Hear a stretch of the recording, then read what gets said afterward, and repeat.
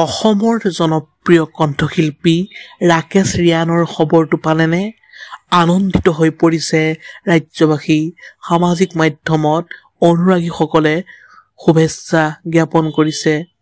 পোনপ্ৰথমে আমিও আমাৰ চেনেলৰ তৰফৰ পৰা অসমৰ জনপ্ৰিয় কণ্ঠশিল্পী ৰাকেশ ৰিয়ানক হিয়াভৰা শুভেচ্ছা জ্ঞাপন কৰিছোঁ। নমস্কাৰ বন্ধু-বান্ধৱীসকল, আপোনালোক সকলোকে আন্তৰিক স্বাগতম জনাইছোঁ আমাৰ চেনেলৰ অন্য এটা নতুন ভিডিঅ'লৈ। তেন্তে আহক আজিৰ ভিডিঅ'টো আৰম্ভ কৰোঁ।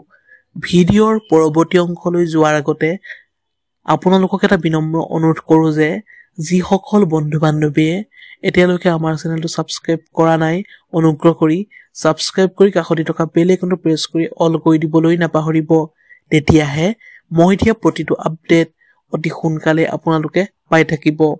পোনপ্ৰথমে এটা কমেণ্ট কৰি জনাবচোন, অসমৰ জনপ্ৰিয় কণ্ঠশিল্পী ৰাকেশ ৰিয়ানৰ গান শুনি কেনেকুৱা পায়? যদিহে তেওঁৰ এজন অনুৰাগী হয় তেন্তে প্লিজ ভিডিঅ'টোত এটা লাইক কৰি দিবলৈ নাপাহৰিব।